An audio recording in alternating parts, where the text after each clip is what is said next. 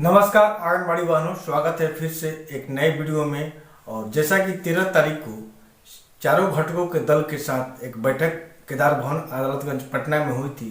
उस बैठक में निर्णय निकल करके आया था कि अभी जो है अनिश्चितकालीन हड़ताल को आगे ले जाना है, हड़ताल को तोड़ना नहीं है। लेकिन हमारी आंगनबाड़ी सेविका और सहायिका चयन मुक्त के डर से डीपीओ के दबाव में, सीडीपीओ के दबाव में धड़ाधड़ अपना जो है वापस आ रही हैं। लेकिन ये बातें शायद आंगनबाड़ी सेविका और सहायिका भूल चुकी हैं कि अगर वो अनिश्चितकालीन हड़ताल पर गई थी तो संघ के आह्वान पर ही गई थी। और अभी तक संघ के द्वारा ये सूचना नहीं दिया गया है कि आप लोग जो है आंगनबाड़ी केंद्र के ताले जो है खोलना है। लगातार संघ के द्वारा ये आह्वान किया जा रहा है कि अभी तक आंगनबाड़ी केंद्र का ताला नहीं खुलेगा, क्योंकि सरकार जब तक हमारी मांगे पूरी नहीं करेगी तब तक आंगनबाड़ी केंद्र का ताला नहीं खुलेगा। लेकिन चयन मुक्ति के डर से हमारे आंगनबाड़ी सेविका और सहायिका जो है आंगनबाड़ी को अपना जो है आवेदन दे रही हैं और आ रही हैं वापस। इस तरह से उनके गालों पर एक तमाचा लगने जा रहा है। और संघ के भी कुछ नियम और कानून होते हैं।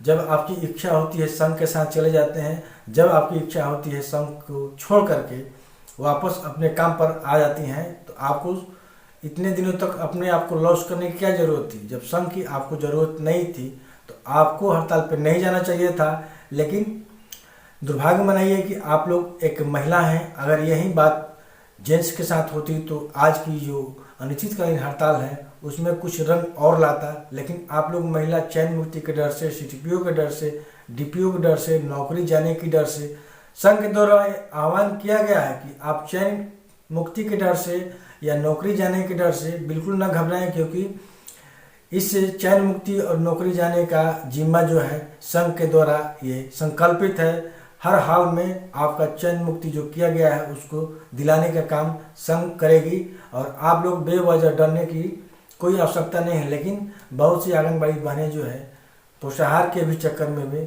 आ रही हैं। तो चलिए आज के वीडियो में हमारे संयोजक मंडल सदस्य कुमार बिंदेश्वर सिंह ने खुल करके बातें कही है आंगनबाड़ी बहनों के लिए कि अगर थोड़ी सी भी भूल चूक कीजिएगा तो जीती हुई बाजी जो है हार में बदल जाएगी। और इसका जिम्मेवार संघ नहीं होगा, इसका जिम्मेवार सिर्फ और सिर्फ आंगनबाड़ी सेविका और सहायिका होंगी।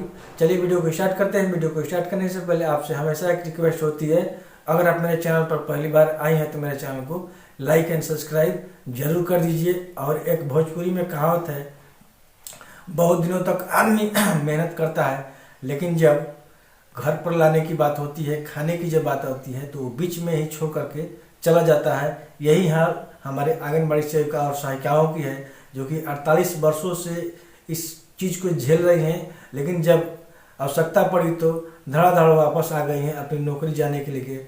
इसलिए आप लोग इसी तरह कीजिएगा तो कोई भी संगठन, कोई भी संघ आपका साथ नहीं देने वाला है। आप जो है गद्दारी का काम कर रही हैं तो गद्दारी करना बंद कीजिए। संघ जब आपके साथ खड़ा हुआ है, संघ जब कहेगा तो ताला खोलना है। संघ अभी नहीं कह रहा है, अभी संघ कह रहा है कि हड़ताल जारी रहेगा।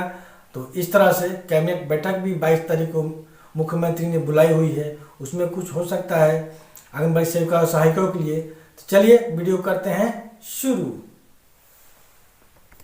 जैसा कि आप देख पा रहे हैं 13 नवंबर 2023 बिहार राज्य आंगनबाड़ी संयुक्त संघर्ष समिति केदार भवन अदालतगंज पटना बिहार। यहाँ पर लिखा हुआ है हड़ताल हड़ताल हड़ताल। यहाँ पर 3 बार हड़ताल का जिक्र किया है और लास्ट में लिखा हुआ है हड़ताल जारी है। हड़ताल जारी रहेगा। हड़ताल जब तक सरकार मांग पूरा नहीं कर देती है तब तक हड़ताल जारी रहेगा। प्रिय बहनों, आज दिनांक 13 नवंबर 2023 को बिहार राज्य आंगनबाड़ी संयुक्त संघर्ष समिति की आपातकालीन बैठक प्रतिमा कुमारी की अध्यक्षता में केदार भवन अदालतगंज पटना संपन्न हुई। बैठक में सर्वसम्मति से निम्नलिखित निर्णय लिए गए। पहला निर्णय ये है कि कार्य प्रतिवेदन कुमार बिंदेश्वर सिंह द्वारा प्रस्तुत करते हुए कहा गया है कि आंगनबाड़ी आंदोलन के इतिहास में एक नया अध्याय, एक नया कीर्तिमान स्थापित किया है। शायद आज़ादी के बाद पहली बार बिहार की राजधानी पटना में महिला वह भी आंगनबाड़ी सेविका सहायिकाओं का यह पहला ऐतिहासिक संघर्ष हुआ। यह भी शायद पहली घटना बिहार विधानसभा के सदन में घटी जब आंगनबाड़ी का मुद्दा सत्ता पक्ष और विपक्ष दोनों एक साथ उठाया। 4 दिनों यानी कि 96 घंटे का घेरा डालो डेरा डालो महापड़ाव कार्यक्रम में पुलिस प्रशासन द्वारा शांतिपूर्ण प्रदर्शन पर जमकर लाठीचार्ज, वाटर कैनन, गिरफ्तारी किया गया। हजार लोग घायल हुए, दर्जनों के माथा फट गया, दर्जनों का हाथ पैर टूट गया। बेटी पढ़ाओ बेटी बचाओ का नारा देने वाली सरकार लाखों लाख बेटियों जो अपना हक और अधिकार मांगने आई थी उन्हें चीरहरण करते हुए अपमान का तोहफा दिया। और यह सरकार का असली चेहरा भी साफ साफ झलक गया कि यह लोकतंत्र प्रजातंत्र है या राजतंत्र है या फिर हिटलर जैसे तानाशाह की सरकार है। सभी वक्ताओं ने अपने अपने विचार रखे जिसे सर्वसम्मति से पारित किया गया। दूसरा है सर्वसम्मति से अनिश्चितकालीन हड़ताल को जारी रखने का निर्णय लिया गया है। अभी संघ के द्वारा ये कहा जा रहा है कि सर्वसम्मति से अनिश्चितकालीन हड़ताल को जारी रखने का निर्णय लिया गया है। यह सुझाव भी दिया जा रहा है कि किसी भी कीमत पर विचलित न होवे। सरकार हर तरह से डराने धमकाने का काम कर रही है और करेगी भी, परंतु आप लोग सहित अभिभावक बंधुओं से भी आग्रह किया जाता है कि आप लोग जिस तरह से बहादुरी के साथ संघर्ष कर रहे हैं, धैर्य के साथ आगे बढ़ते रहे। लड़ाई में जीत सुनिश्चित है, अन्यथा थोड़ा बहुत भी कहीं भूल चूक हुआ तो फिर जीती हुई बाजी हार में बदल जाएगा। तीसरा, यह भी अनुरोध किया गया है कि आंगनबाड़ी केंद्र का ताला किसी भी कीमत पर नहीं खुलना चाहिए।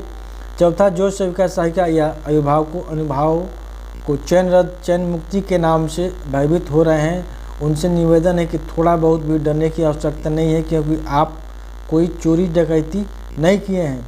चौथा है, चयन रद्द या चयन मुक्त के वापसी कराने तक के लिए संघर्ष समिति संकल्पित है। चयन मुक्त के डर से जो आंगनबाड़ी सेविका और सहायिका वापस आ रही हैं, अपना योगदान ले रही हैं, तो इस पर संघ के द्वारा चौथे स्थान पर ये लिखा हुआ है, चयन रद्द या चयन मुक्त के वापसी कराने तक के लिए संयुक्त संघर्ष समिति बाधित संकल्पित है। मतलब कि आपको चयन मुक्त भी हो रहा है तो मेरा काम है आपको चयन दिलाना। पांचवा है, सर्वसम्मति से यह निर्णय लिया गया है कि शांतिपूर्ण ढंग से आंगनबाड़ी केंद्र बंद रहेगा।